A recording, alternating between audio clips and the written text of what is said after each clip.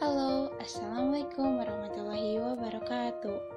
Perkenalkan, kami dari kelompok 1 akan menjelaskan salah satu aspek perkembangan peserta didik, yaitu perkembangan fisik pada anak usia SD. Nah, perkembangan fisik ini merupakan salah satu aspek perkembangan siswa yang sangat penting dan mempengaruhi aspek-aspek perkembangan lainnya. Oleh karena itu, kita harus mempelajari tentang perkembangan fisik pada anak usia SD. Lalu, apa sih perkembangan fisik itu? Perkembangan fisik adalah pertumbuhan dan perubahan yang terjadi pada tubuh seseorang, dan perubahan yang paling jelas biasanya terlihat pada perubahan bentuk dan ukuran tubuh. Nah, perkembangan fisik ini meliputi pertumbuhan otak, sistem syaraf, organ-organ indrawi, ketambahan tinggi dan berat, hormon, perkembangan motorik, dan perubahan dalam kemampuan fisiknya. Bagi anak-anak usia SD, pertumbuhan dan perkembangan fisik yang optimal itu sangat penting, sebab pertumbuhan atau perkembangan fisik anak secara langsung atau tidak langsung akan mempengaruhi perilakunya sehari-hari. Secara langsung, pertumbuhan fisik akan menentukan keterampilan anak dalam bergerak, sedangkan secara tidak langsung, perkembangan fisik akan mempengaruhi cara anak memandang dirinya sendiri dan orang lain. Artinya, anak-anak yang memiliki fisik yang ideal akan lebih percaya diri daripada orang yang kurang ideal. Selanjutnya, ada karakteristik perkembangan fisik. Nah, perkembangan fisik yang penting pada masa anak-anak itu, yang pertama adalah perubahan tinggi badan. Nah, tinggi badan pada anak itu rata-rata bertambah 3 inci setiap tahunnya atau 7,5 cm. Nah, pada anak usia 6 tahun, tinggi badan anak itu rata-rata 46,6 inci, nah kurang lebih 116 cm. Yang kedua, perubahan berat badan. Nah, berat badan anak itu rata-rata bertambah 3-5 pon, atau kurang lebih 2,5 kg. Nah, pada usia 6 tahun, berat badan anak laki-laki itu sekitar 49 pon, atau kurang lebih 25 kg, dan berat anak perempuan itu sekitar 48,5 pon atau 24 kg. Nah, yang ketiga itu ada perbandingan tubuh. Anak-anak itu cenderung berbentuk kerucut dengan perut rata, dada lebih bidang dan rata, bahu itu lebih luas, dan lengan laki-laki lebih panjang dan lebih kurus, tangan dan kaki itu tumbuh lebih besar. Nah, yang keempat ada postur tubuh. Perbedaan postur tubuh itu terlihat sejak masa anak-anak. Ada yang berbentuk gemuk atau endomorfik, kuat berotot atau mesomorfik, dan ada yang kurus juga atau ektomorfik. Nah, yang kelima ada tulang dan otot. Otot pada anak berusia 6 tahun menjadi lebih besar, lebih berat, dan lebih kuat, sehingga anak itu terlihat lebih kurus meskipun berat badannya bertambah. Nah, selanjutnya yang keenam ada lemak. Anak yang gemuk memiliki jaringan yang lebih banyak, anak yang berotot itu memiliki jaringan otot yang lebih banyak, dan anak yang kurus itu memiliki jaringan otot yang lebih kecil dan jaringan lemaknya itu lebih sedikit kalau yang kurus. Nah, selanjutnya ada pertumbuhan gigi. Nah, anak-anak pada usia 6 tahun itu mulai mengalami pergantian gigi susu gitu. Nah, berdasarkan penjelasan yang tadi, perkembangan fisik pada anak usia SD itu relatif lambat dan lebih konsisten. Dan biasanya itu perubahan-perubahan yang besar itu terjadi pada masa awal pubertas.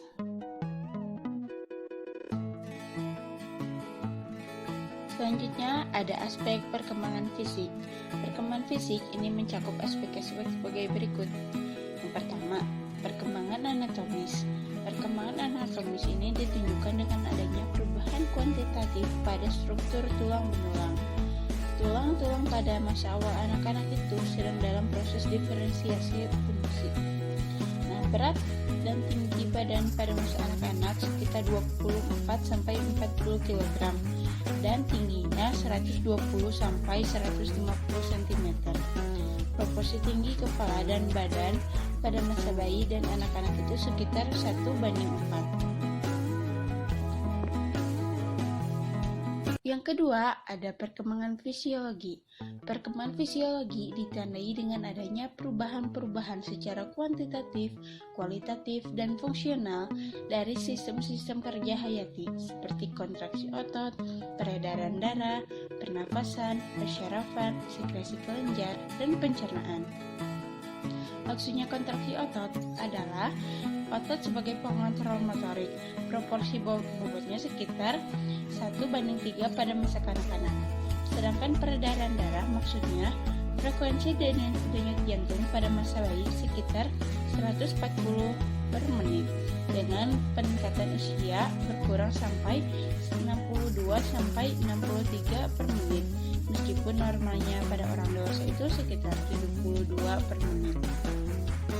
Persentase tingkat kesempurnaan perkembangan secara fungsional dari korteks atau bagian otak pengontrol refleks sekitar 40%, pengontrol penginderaan sekitar 75%, dan inteligensi sekitar 50%.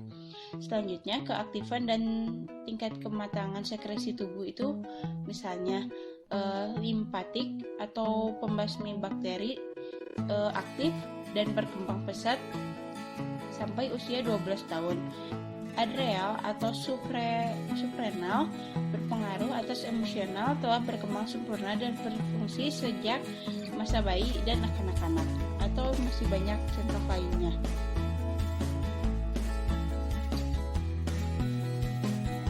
Faktor yang mempengaruhi perkembangan fisik.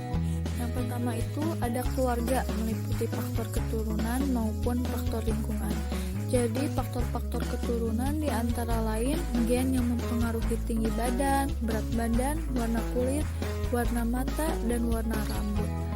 Lalu di sini ada faktor lingkungan seperti iklim, kesehatan gizi, pola asuh, dan kasih sayang orang tua juga mempengaruhi perkembangan fisik anak. Lalu yang kedua ada gizi.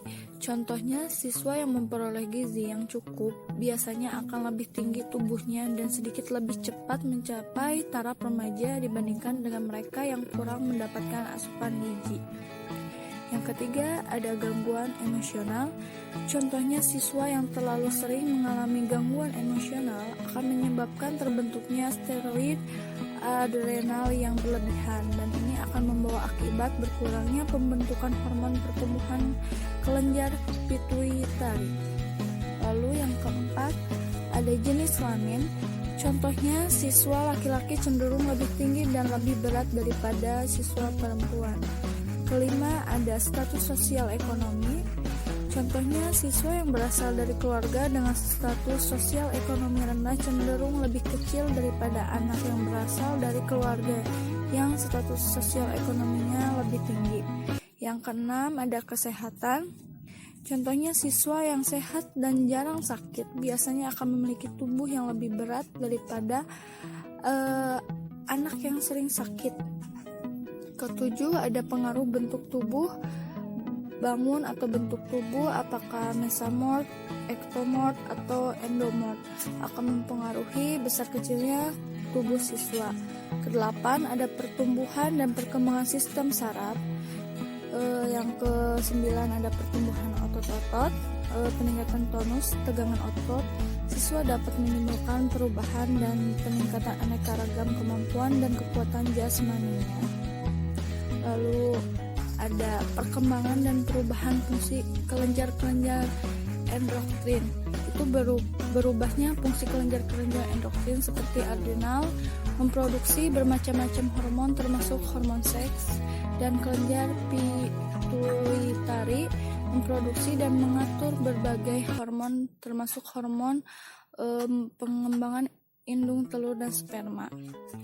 Lalu di sini ada perubahan struktur jasmani. Jadi semakin meningkat usia siswa akan semakin meningkat pula ukuran tinggi dan bobot serta proporsi tubuh pada umumnya. Lalu ada perkembangan motorik. Perkembangan motorik adalah gerakan tubuh atau bagian-bagian tubuh yang disengaja, otomatis, cepat, dan akurat. Di sini perkembangan fisik anak berkembang dengan baik tentu akan berpengaruh pada keterampilan motoriknya. Nah, gerakan-gerakan yang dilakukan oleh anak, termasuk anak SD, merupakan koordinasi dari beratus-ratus otot yang rumit. Keterampilan motorik dapat dikelompokkan menurut ukuran otot-otot dan bagian-bagian badan yang terkait, yaitu keterampilan motorik kasar dan keterampilan motorik halus. Motorik kasar meliputi keterampilan otot-otot besar, lengan, kaki, dan batang tubuh seperti berjalan, melompat, berlari. Sedangkan keterampilan motorik halus meliputi otot-otot kecil yang ada di seluruh tubuh seperti menyentuh dan memegang. Dan terakhir itu ada perkembangan otak. Perkembangan otak merupakan salah satu aspek perkembangan fisik siswa yang sangat penting dipelajari dan dipahami oleh orang tua, guru, atau calon guru. Hal ini karena otak menjadi penentu utama keberhasilan proses pendidikan. Dengan kata lain, susunan dan cara kerja otak sangat mempengaruhi kecerdasan seseorang. Otak adalah sistem biologis manusia yang diciptakan oleh Allah Subhanahu wa Ta'ala untuk mengindra dunia dan sekaligus memberikan berbagai tanggapan terhadapnya. Pada usia sekolah dan remaja, perkembangan otak banyak terjadi pada wilayah korteks, suatu wilayah otak di mana anak dapat mengontrol tingkah lakunya sendiri. Selama masa usia sekolah, korteks mengalami perkembangan puncak dan terus diperbaiki dalam masa remaja. Di samping itu, pada masa remaja ini juga terjadi reorganisasi lingkaran saraf frontal lobe, yaitu belahan otak bagian depan sampai pada belahan atau celah sentral. Frontal lobe ini berfungsi dalam aktivitas kognitif tingkat tinggi seperti kemampuan merumuskan, perencanaan strategis, atau kemampuan mengambil keputusan.